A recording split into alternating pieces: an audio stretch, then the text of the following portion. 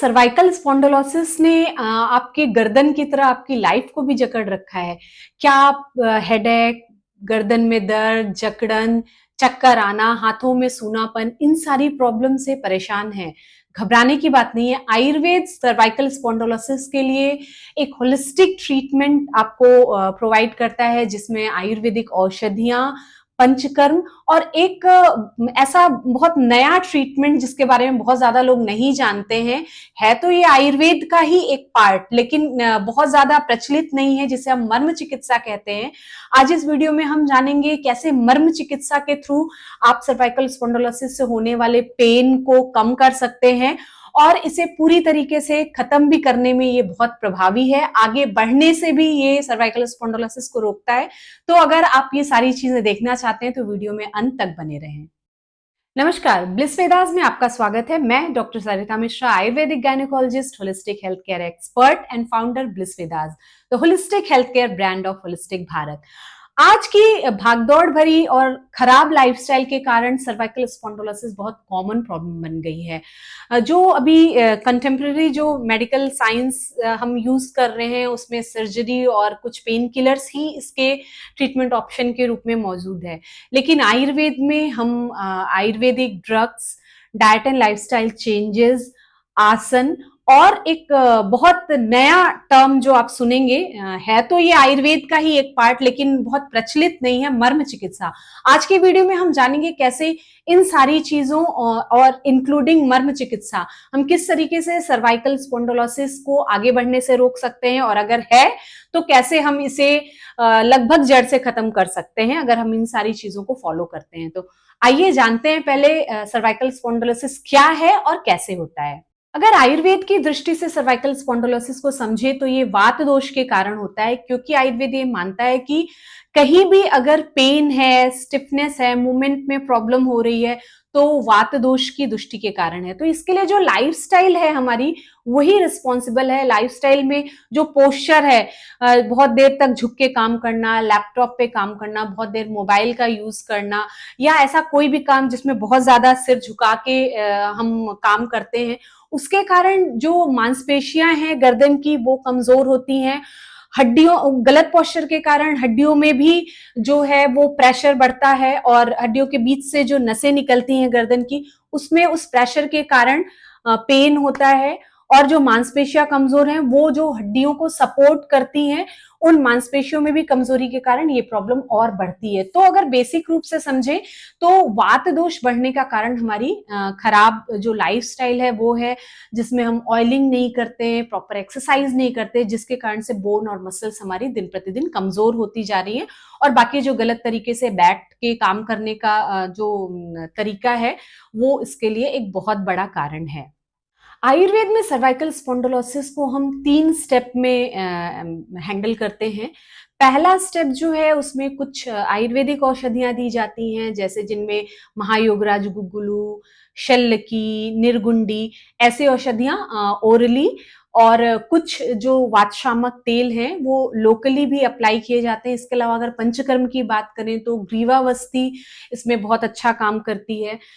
ये ग्रीवावस्थी जो लोकलाइज वहां वात जो दुष्ट हुई है उसको बैलेंस करती है, और वहां की बोन्स और मसल को स्ट्रेंथ देती है, जिसके कारण से जो वहां पेन और स्टिफनेस है वो कम हो, जिससे लक्षणों में रूट कॉज पे हमें आराम मिलता है। क्योंकि ये लक्षणों के जो मूल कारण है, उस पे ये पंचकर्म जो हम लोग ग्रीवावस्थी या स्नेहन स्वेदन करते हैं, वो उस पे काम करेगा। दूसरा जो स्टेप है, दूसरा या आप इसको तीसरा कह सकते हैं, पहला है ओरल मेडिकेशन, दूसरा है पंचकर्म जिसमें हम ग्रीवावस्थी, लोकल स्नेहन स्वेदन करते हैं वो, तीसरा आसन और व्यायाम है।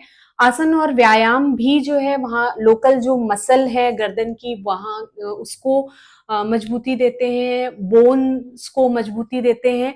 तो ये जितने भी आसन हम बताएंगे, जितनी भी एक्सरसाइजेस बताएंगे, वो करने से पहले आपको स्नेहन जरूर करना है। मतलब ये तो हर एक्सरसाइज के पहले आयुर्वेद दिनचर्या में बताया गया है कि व्यायाम से पहले हमें वात बहुत ज्यादा उस व्यायाम के कारण न बढ़े, इसके लिए हमें अभ्यंग करना है, मतलब ऑयल एप्लीकेशन करना है। तो अगर प्रॉब्लम हमारी गर्दन में है, सर्वाइकल स्पॉन्डिलोसिस की कंडीशन में, तो वहां भी जो भी एक्सरसाइजेस हम कर रहे हैं या जो भी हम आसन कर रहे हैं उसके पहले ऑयलिंग करना जरूरी है। लेकिन एक बात का ध्यान रखें, ऑयलिंग सिर्फ ये सुन के कि हाँ महानारायण तेल वातशामक होता है या बला तेल वातशामक होता है या महाविश्वकर्म तेल वातशामक होता है हम लगा लें, बहुत सारे केसेस में ऑयल एप्लीकेशन के बाद पेन बढ़ जाता है, क्योंकि सर्वाइकल स्पॉन्डिलोसिस की कंडीशन में हो सकता है आम वहां पे लोकल जो इन्फ्लेमेशन है वो हो, तो वो आम जो है आपके ऑयल एप्लीकेशन से और बढ़ सकता है। इसलिए बिना डॉक्टर की सलाह लिए आप खुद से ग्रीवावस्थी ना करें, खुद से स्नेहन स्वेदन ना करें, खुद से कोई भी आयुर्वेदिक तेल ना लगाएं। आपके आयुर्वेदिक डॉक्टर उस एग्जामिनेशन करके वहां डिसाइड करेंगे कि अगर आम है, वहां पे लोकल इन्फ्लेमेशन है, तो पहले आम की चिकित्सा की जाएगी, फिर ही उसके बाद स्नेहन स्वेदन और ग्रीवावस्थी करेंगे। तो पहले कंडीशन हमें आइडेंटिफाई करनी है कि आम है या शुद्ध वात है, उस हिसाब से हम ट्रीटमेंट प्लान करेंगे। इसके अलावा जो मर्म चिकित्सा है वो भी आपके आयुर्वेदिक डॉक्टर आपको बताएंगे, यहाँ वीडियो में भी हम सिखाएंगे, वो बस आपकी जानकारी के लिए है। उसको किस तरीके से करना है एक बार अपने आयुर्वेदिक डॉक्टर से पहले अपनी प्रॉब्लम को डायग्नोज करवाएं, उसके बाद ही आप ये वीडियो देख के जो हम लोग मर्म पॉइंट स्टिमुलेट करने के लिए बताएंगे वो आपको फॉलो करना है। अगर आसन और व्यायाम की बात करें तो इनिशियली, और ये बहुत जरूरी है, लोग सोचते हैं सिर्फ दवा खा लिया या सिर्फ ग्रीवावस्थी करवा ली तो हमारी प्रॉब्लम सॉल्व हो जाएगी। दवा और ग्रीवावस्थी उस समय आपके शरीर में जो दोषों का बैलेंस बिगड़ा हुआ है उसको सही करते हैं, लेकिन वो प्रॉब्लम आगे ना हो, आपकी जो मांसपेशियां हैं, जो बोन्स है, उनकी स्ट्रेंथ बनी रहे, उसको बनाए रखने के लिए आपको आसन और जो मर्म पॉइंट हम बताएंगे वो करना आपको जरूरी है। तो आसन की अगर बात करें तो सबसे पहले हम गर्दन से शुरू करेंगे। आप सुबह में करिए, बेहतर है कि सुबह उठने के बाद आप सबसे पहले ये जो आसन बताए जा रहे हैं वो करें, लेकिन सिर्फ ये वीडियो देख के नहीं करना है, अपने डॉक्टर से कंसल्ट करने के बाद जब डॉक्टर अलाउ करते हैं तो आपको ये सारी एक्सरसाइजेस करनी है। ये आपकी जानकारी के लिए बताया जा रहा है कि आयुर्वेद में इतनी सारी ट्रीटमेंट जो मोडालिटीज हैं वो अवेलेबल है, लेकिन डॉक्टर से कंसल्ट करने के बाद ही आपको ये करना है। सबसे पहले बिल्कुल सीधा बैठ जाना है, प्लेन सरफेस पे, गद्दे पे नहीं बैठना है, आप चौकी पे या जमीन पे बैठ सकते हैं। आपकी बैकबोन एकदम स्ट्रेट रहेगी, गर्दन बिल्कुल सीधी रहेगी, ऐसा झुका के नहीं रखना, बिल्कुल स्ट्रेट गर्दन रहेगी। और आप जिस भी आसन में, अगर आप पालथी नहीं लगा पा रहे हैं तो आप चेयर पे भी बैठ के कर सकते हैं, चौकी पे पैर लटका के भी कर सकते हैं, और अगर पालथी लगा पाते हैं तो सिद्धासन पे या पद्मासन, जिसमें भी आप कंफर्टेबल हो, आप ये जो एक्सरसाइजेस मैं बता रही हूँ वो आप करेंगे। इसमें मैंने मिक्सचर किया है, आइसोमेट्रिक जो एक्सरसाइजेस बताते हैं वो भी करना है, और प्लस जो योग में जो आसन बताए गए हैं आप वो भी आपको करना है। तो सबसे पहले हम सबसे सिंपल, और ऐसा नहीं है कि पूरी एक्सरसाइज एक साथ करनी है, आपको जब समय मिले आप कोई भी इसमें से एक दो एक्सरसाइजेस करिए जब लग रहा है पेन है, लेकिन एक शेड्यूल बनाइए कि सुबह में सारी एक्सरसाइजेस करनी है, उसके अलावा दिन में टुकड़े टुकड़े में आप ये एक्सरसाइजेस और मर्म पॉइंट स्टिमुलेशन कर सकते हैं। पहले हम आसन की बात करेंगे, आइसोमेट्रिक एक्सरसाइजेस की बात करेंगे। तो आपको शुरुआत करना है, बिल्कुल सीधे बैठ जाएंगे और अपनी गर्दन मतलब जो आपकी ठुड्डी है उसको, ये जो यहाँ पे गर्दन पे जो गड्ढा है उस पे सटाना है, पीठ बिल्कुल सीधी रहेगी, और धीरे धीरे आगे इसको झुकाते हुए सांस, जब आप आगे की तरफ झुकेंगे तो सांस बाहर निकालनी है, जब पीछे की तरफ जाएंगे तो सांस लेना है, मतलब पीछे जाते हुए सांस को भरना है, आगे आते हुए सांस को निकालना है। ये रूल हमेशा आपको फॉलो करना है, चाहे वो कोई भी एक्सरसाइज हो, चाहे वो गर्दन झुकाने की हो, चाहे वो पेट से झुकने की एक्सरसाइज हो, सब में जब आप फॉरवर्ड बेंडिंग करते हैं तो सांस बाहर निकलेगी, जब आप बैकवर्ड बेंडिंग करते हैं तो सांस लेते हुए बैक आपको बेंड करना है। तो गर्दन बिल्कुल सीधी करके बैठेंगे, पीठ बिल्कुल सीधी रहेगी, और धीरे धीरे ये ठुड्डी को आप ये गर्दन पे जो गड्ढा है वहां पे लाएंगे,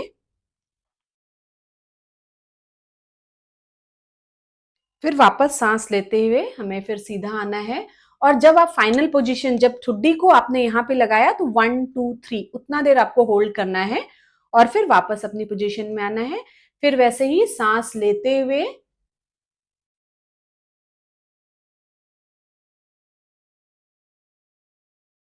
जितना पीछे जा सकेंगे उतना जाना है, फाइनल पोजीशन पे पहुंच के 1 2 3 करके रुकना है, और फिर वापस धीरे धीरे आना है।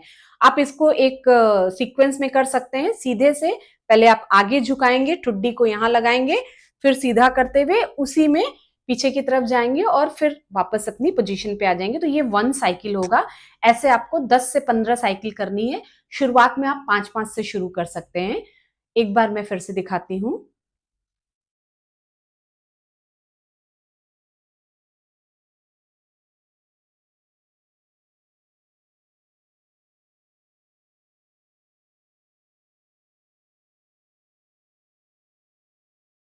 इस तरीके से आपकी एक साइकिल पूरी हुई। अब ऐसे ही 10 से 15 बार करना है, या शुरू में 5-5 बार भी करिए। और फिर ऐसे ही लैटरल बेंडिंग हम करेंगे। ध्यान रखना है, लैटरल बेंडिंग करते समय लोग कंधे को ऊपर उठाते हैं। कंधे को ऊपर नहीं उठाना है। आप कंधा अपनी जगह पे रहेगा। गर्दन को आप जितना झुका सकते हैं, इस कान को यहाँ आपको शोल्डर पे टच करना है।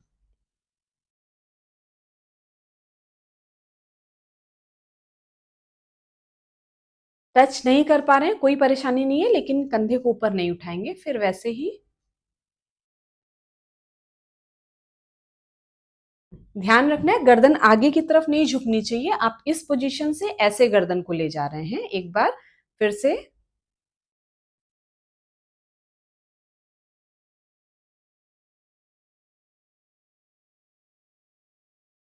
ये आपकी एक साइकिल पूरी हुई। ऐसे ही करके शुरू में 5 बार, फिर 10, फिर 15 बार करेंगे। फिर क्या करना है, फिर एक पूरी रोटेशन पहले हमें इस ठुड्डी को यहाँ पे टच कराना है, और पूरी रोटेशन 10 बार क्लॉकवाइज, 10 बार एंटी क्लॉकवाइज आपको लेनी है, जिधर से भी आप स्टार्ट करें।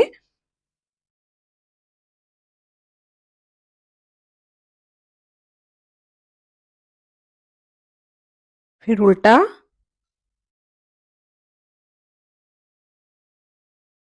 फिर गर्दन सीधी। ध्यान इसमें भी रखना है कि कंधे को ऊपर नहीं करना है। पहले जो फर्स्ट एक्सरसाइज बताई थी, ठुड्डी को यहाँ गड्ढे के पास टच करना है।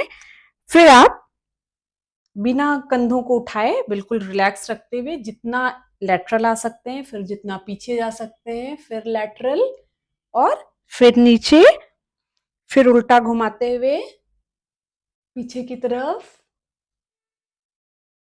वापस अपनी नेचुरल पोजीशन में। ये तीसरी एक्सरसाइज हुई। पहली फॉरवर्ड बेंडिंग, बैकवर्ड बेंडिंग, दूसरी लैटरल बेंडिंग, और तीसरी क्लॉकवाइज और एंटी क्लॉकवाइज पूरा नेक का रोटेशन। इससे आपकी नेक की जो बोन है, उसको सपोर्ट करने वाली जितनी भी मसल चारों तरफ है, उनको स्ट्रेंथ मिलती है। मसल्स ही बोन को अपनी जगह, अपनी पोजीशन में रखने में हेल्प करती हैं। अगर ये मांसपेशियां कमजोर हो जाएंगी, तो बोन्स आपस में एक दूसरे पे प्रेशर डालेंगी, जिसके कारण यहाँ गर्दन से जितनी भी निकलने वाली नसें हैं, वो उन पे प्रेशर पड़ेगा, और आपको चक्कर, सिर दर्द, हाथों में झंझनाहट, सूनापन फील होता है। तो और इसमें एक और बात मैं बता दूं, लोग बहुत बार एक्सरसाइज नहीं करना है और दर्द हो रहा है, उससे बचने के लिए सर्वाइकल कॉलर यूज करते हैं। अगर आप कहीं ट्रैवलिंग में है, जर्क लगने के चांसेस हैं, तो सर्वाइकल कॉलर यूज करना है। अदरवाइज अगर आप बहुत समय तक सर्वाइकल कॉलर यूज करेंगे, तो आपकी मसल्स की जो नेचुरल स्ट्रेंथ है, वो कम हो जाएगी, क्योंकि मसल्स को कोई काम नहीं करना पड़ रहा, तो आपकी प्रॉब्लम और बढ़ सकती है। इसलिए सर्वाइकल कॉलर कब लगाना है, कितना लगाना है, वो अपने डॉक्टर से बात कर कर ही डिसाइड करें। खुद से अपने मन से सर्वाइकल कॉलर प्लीज यूज मत करिए। ये 3 एक्सरसाइजेस हमने बताई। उसके बाद जो चौथी एक्सरसाइज है, उसमें आपको अपने शोल्डर्स को ऊपर करना है, फिर आगे की तरफ लाएंगे, फिर पीछे ले जाना है, फिर आगे की तरफ, ऐसे घड़ी की दिशा में। पहले ऊपर किया, फिर आगे की तरफ लाया। पीठ बिल्कुल सीधी रहनी चाहिए, सिर्फ शोल्डर मूवमेंट होना चाहिए। उससे भी यहाँ की जो हमारी पीछे की जो मसल्स हैं, वो मजबूत होती हैं।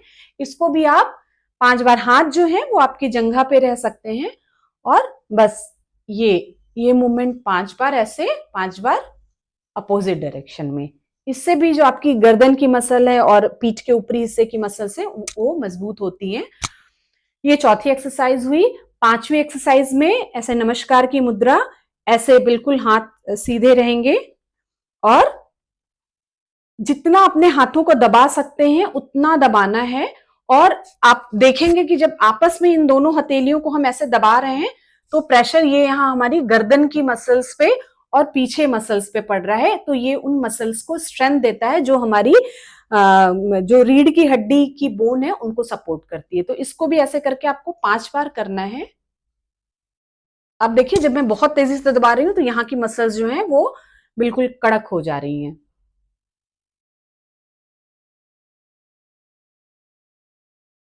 दोनों हथेलियों को एक दूसरे से दबाना है। ये आपकी पांचवी एक्सरसाइज हुई। तो ये एक सेट आप बना सकते हैं कि ये 5 एक्सरसाइजेस हम कभी भी कर लेंगे, और शुरू में दिन की शुरुआत में आप सारी एक साथ भी कर सकते हैं या 5-5 का सेट करके आप कर सकते हैं।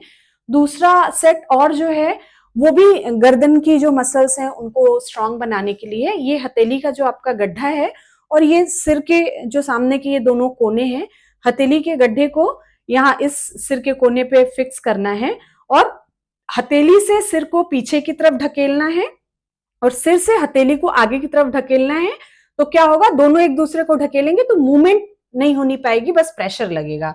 जैसे आप देखिए जब प्रेशर डाल रहे हैं तो यहाँ की गर्दन की जो मसल्स हैं वो कड़ी हो जा रही हैं। धक्का इधर की तरफ लग रहा है, सिर इसको हथेली को इधर धक्का दे रहा है। वैसे ही इस तरह से करके आपको 5 बार करना है। 5-5 बार भी करिए, उतना भी चलेगा शुरू में। फिर इस हथेली के गड्ढे को यहां सेट करके जब ये किया तो इधर की मसल्स पे प्रेशर पड़ता है।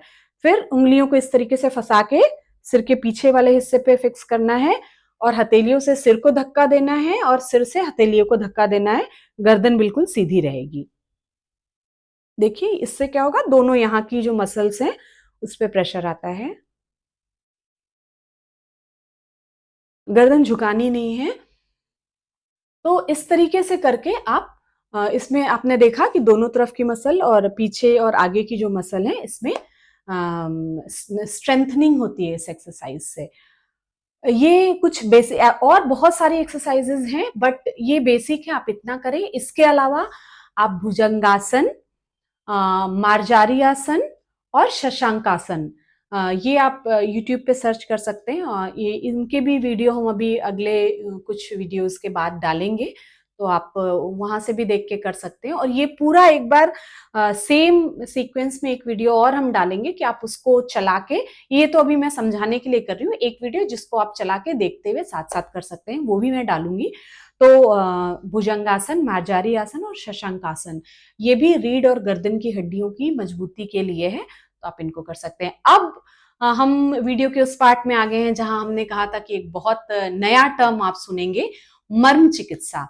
तो यहाँ पे हम सर्वाइकल स्पॉन्डोलोसिस से जुड़े हुए जो मर्म पॉइंट हैं जिनको स्टिमुलेट करने से आपको जो गर्दन में दर्द है, चक्कर है, उसमें इंस्टेंट रिलीफ मिलेगा। बहुत सारे लोगों को ये शायद गलत अवधारणा है कि आयुर्वेद में इमरजेंसी ट्रीटमेंट नहीं है। मर्म चिकित्सा आयुर्वेद की एक ऐसी चिकित्सा विधि है जिसमें आपको इंजेक्शन से भी ज्यादा तेज रिजल्ट मिलते हैं, चाहे वो सिर दर्द हो, चाहे चक्कर आना हो या नसों से जुड़ी हुई कोई भी प्रॉब्लम हो। मर्म चिकित्सा अगर सही पॉइंट हमने स्टिमुलेट किया तो इंजेक्शन से भी फास्ट रिजल्ट देती है। लेकिन उसके पहले अगर आपको ये वीडियो अच्छा लग रहा हो, इसमें बताई गई जानकारी आपको नई और इंटरेस्टिंग लग रही हो, तो प्लीज आप इस वीडियो को लाइक और शेयर जरूर करिएगा। और अगर आपके जानने में कोई इस प्रॉब्लम से परेशान है तो आप उसकी हेल्प इस वीडियो को शेयर करके कर सकते हैं। तो हम बात करते हैं मर्म चिकित्सा की। मर्म चिकित्सा आयुर्वेद का ही एक चिकित्सा का प्रकार है, लेकिन बहुत ज्यादा फेमस नहीं है, लोग इसको बहुत ज्यादा नहीं जानते हैं। लेकिन ये ऐसी चिकित्सा है जिसको आप इंस्टेंट रिलीफ देने के लिए कर सकते हैं। साथ में औषधियां और जो पंचकर्म और जो बाकी आसन बताए गए हैं वो आपको करना है।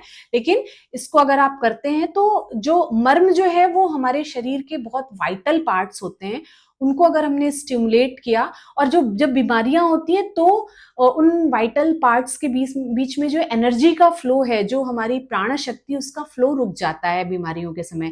तो इन मर्म पॉइंट्स को स्टिमुलेट करके हम उस एनर्जी के प्रवाह को वापस से स्टार्ट करते हैं, स्टैब्लिश करते हैं, जिसके कारण से हमारी बीमारियां खत्म होती हैं।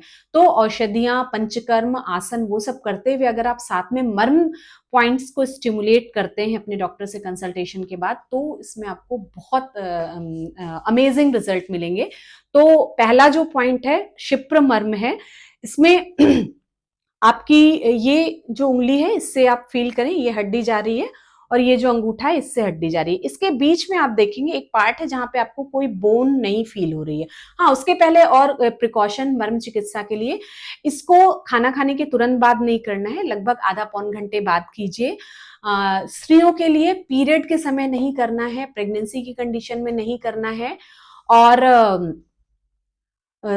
तुरंत से खाना खाने के बाद नहीं करेंगे। और जब मर्म स्टिमुलेट किसी का भी कर रहे हैं तो डीप ब्रीदिंग करनी है। और जब प्रेशर डालते हैं तो वो 0.16 सेकेंड का प्रेशर डालना होता है, जिसको आप घड़ी में नहीं देख सकते। तो जब प्रेशर डाल रहे हैं तो ओम नमः शिवाय का उच्चारण करेंगे। ओम नमः शिवाय बोलने में जितना टाइम लगता है उतने ही टाइम के लिए हमको मर्म पॉइंट को स्टिमुलेट करना चाहिए। और एक पॉइंट को आप दिन में 2-3 बार, एक बार में 10 से 15 बार स्टिमुलेट करना है। और ये प्रक्रिया आप दिन में 2-3 बार कर सकते हैं। और एक बात, महिलाओं में अगर हम मर्म स्टिमुलेट कर रहे हैं तो पहले लेफ्ट साइड के मर्म स्टिमुलेट करने चाहिए, अगर पुरुषों में कर रहे हैं तो पहले राइट साइड के मर्म पॉइंट स्टिमुलेट करने चाहिए। और हर डिजीज में अलग अलग तरीके के पॉइंट्स हम लोग बताते हैं, बट सर्वाइकल स्पॉन्डिलोसिस की बात करें तो इसमें मैं मेनली 4-5 बताऊंगी। ये पहला क्षिप्र मर्म है जो मैंने बताया, इन दोनों बोन्स के बीच में ये जो पार्ट है, आप इसको नाखून से नहीं, इस पार्ट से आपको प्रेस करना है। तो आप दबाएंगे और बोलेंगे नमः शिवाय नमः शिवाय नमः शिवाय नमः शिवाय, ऐसा करके आपको 10 से 15 बार एक रिदम में, ऐसा नहीं कि एक बार प्रेस किया फिर इधर उधर देखने लगे, बात करने लगे। इसको नमः शिवाय करते हुए 10 से 15 बार प्रेस करेंगे। फिर इसके बाद आता है मणिबंध। मणिबंध जहां हम कलावा बांधते हैं, तो अपनी फिंगर से, अंगूठे और मिडिल फिंगर से यहाँ पे इस तरह से जैसे कलावा बांधते हैं, इसको प्रेस करना है और प्रेशर डालना है अपनी कलाई पे। और अपनी इस मुट्ठी को क्लॉकवाइज और एंटी क्लॉकवाइज आपको 10 से 15 बार ओम नमः शिवाय बोलते हुए घुमाना है। ठीक है, ये दूसरा मर्म पॉइंट हुआ।